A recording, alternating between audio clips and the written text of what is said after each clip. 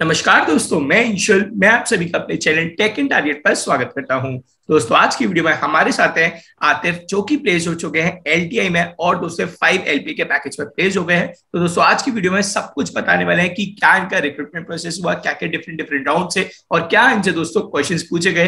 तो make sure आप इस वीडियो को एंड तक जरूर देखिएगा। तो दोस्तों, इस वीडियो को स्टार्ट करते हैं आतिफ के इंट्रोडक्शन के साथ। Hello, sir. Myself, MD Atif Khan. I'm from Bharati Vidyapeeth Deemed University, College of Engineering, Pune.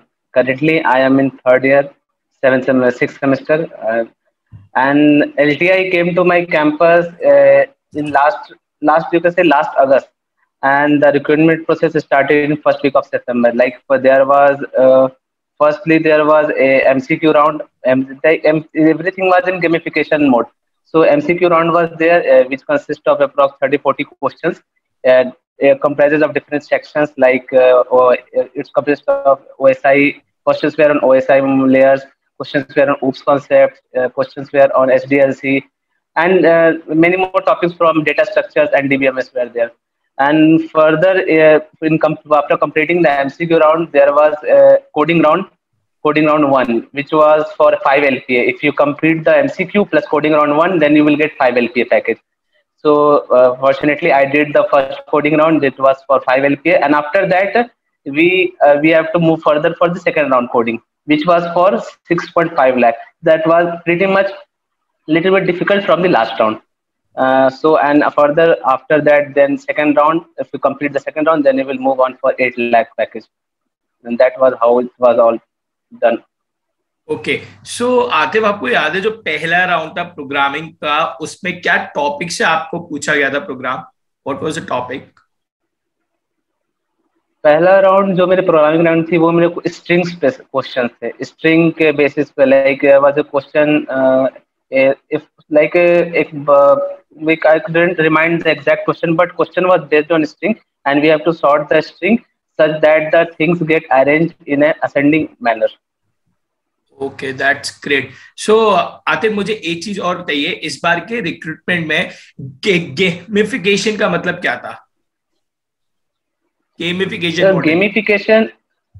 Gamification model was like, हम जो भी जैसे जैसे लेवल क्रॉस करेंगे, नेक्स्ट लेवल अनलॉक होगा, और जैसे ही हम एक दूसरे लेवल क्रॉस नहीं कर पाएंगे तो फिर हमारा वहीं पर गेम एंड हो जाएगा, जिस भी मोड पे। बट हाँ, एमसीक्यू अगर हम नहीं क्रॉस कर पाते तो फिर हम किसी भी पैकेज के लिए लेवल नहीं है।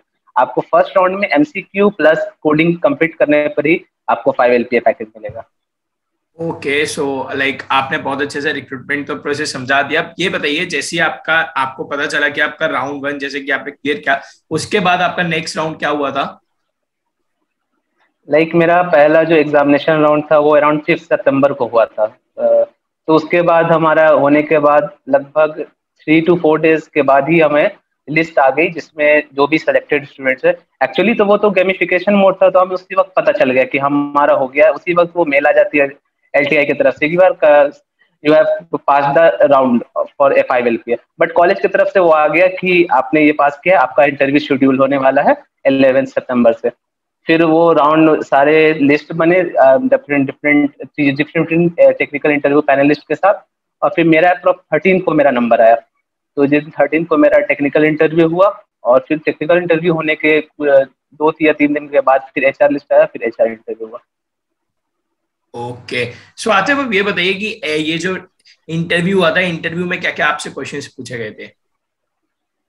जो मेरा टेक्निकल इंटरव्यू हुआ था, एक्चुअली मैं इलेक्ट्रॉनिक्स बैकग्राउंड से हूँ, तो लेकिन फिर भी एलटीआई का जो इंटरव्यू था, वो इंटरव्यू के लिए वेबसाइट पर टॉपिक्स दिए हुए थे, लाइक सी, ऊप्स, डीबीएमएस, एसक्यूएल, एचडीएलसी, इन सब पे क्वेश्चंस मेनली रहते हैं उनके। तो मैंने वो सब तो प्रिपेयर किया था, बट मेरे को एक्सपेक्टेड नहीं था कि इलेक्ट्रॉनिक्स के क्वेश्चन भी वो पूछेंगे। तो बट मैं जब मीटिंग रूम में एंटर किया, तो उन्होंने मुझसे सी से क्वेश्चन पूछे, बेसिक क्वेश्चन, नंबर स्पेस वगैरह, और नेस्टेड की, प्राइमरी की, और उन्होंने पूछा नेस्टेड क्वेरी क्या होती है।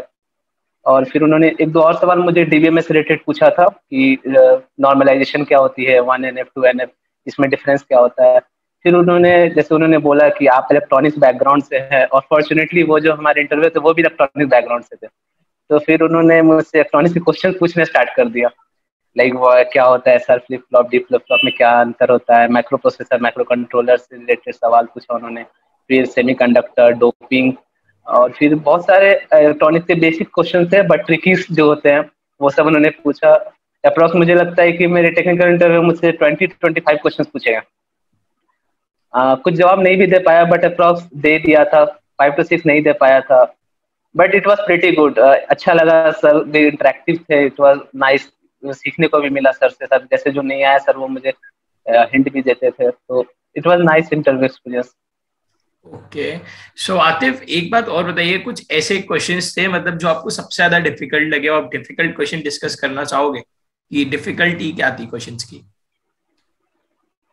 जैसे जैसे सर ने जो भी हमारे सॉफ्टवेयर रिलेटेड क्वेश्चन पूछे उन्होंने, सी उप्स वगैरह से, वो प्रेटी मच नॉर्मली थे, जो कि सबको नॉर्मल बेसिक्स पूछा, जैसे क्या होता है वो बस उतना ही बता रहा था। बट जब वो इलेक्ट्रॉनिक्स के क्वेश्चन वो पूछ रहे थे तो उसमें वो हाउ एंड वाई पूछ रहे थे। लाइक जब उन्होंने ओके, पूछा मुझसे सेमीकंडक्टर मटेरियल जो होते हैं वो किस पीरियोडिक टेबल के किस एलिमेंट से बनते हैं, तो उनको मैंने जब वो बताया तो फिर उन्होंने पूछा कि उन्हें मिक्सिंग कैसे करते हैं, तो फिर मैंने बताया डोपिंग करते हैं।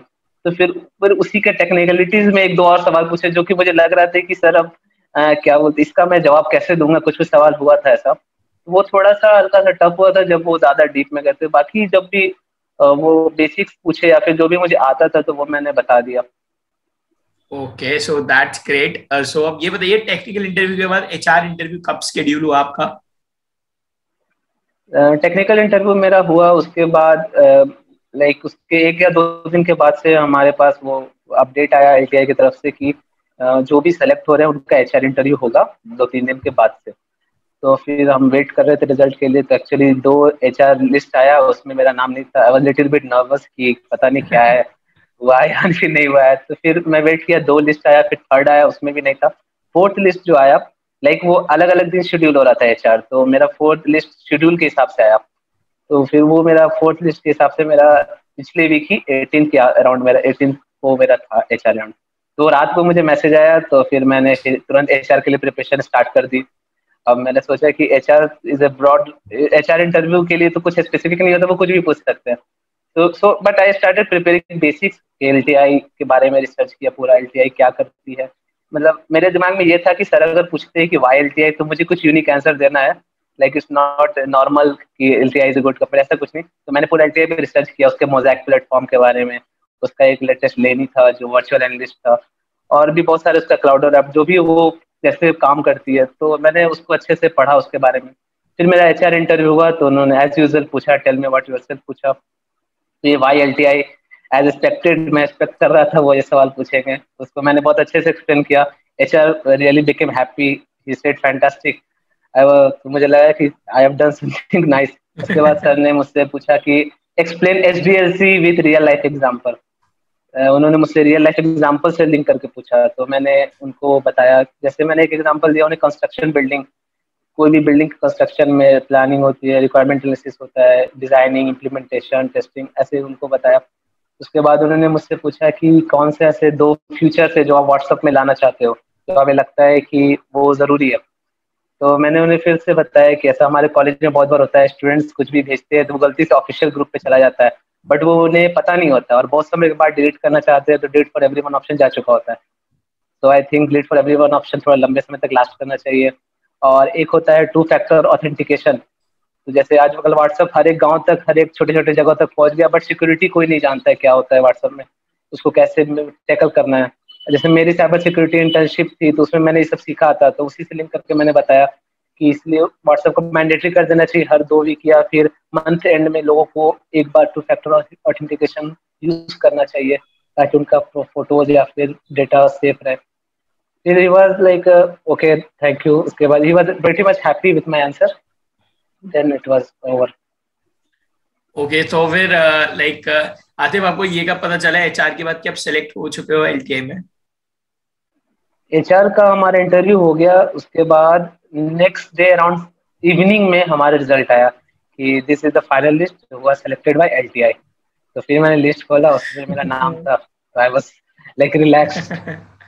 सो कॉन्ग्रेचुलेशंस आतिफ यार, फाइनली आप प्लेस हो चुके हो एलटीआई में। That's great achievement.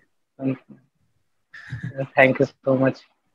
आतिफ, अब ये बताइए कि आपने प्रिपरेशन कहाँ से की थी इसकी एलटीआई के लिए? जब आप प्रिपेयर कर रहे थे, क्या क्या रिसोर्सेज आपने यूज की थी, और जो आने वाला बैच है उसको क्या टिप्स दोगे कि उनको कैसे प्रिपेयर करना चाहिए?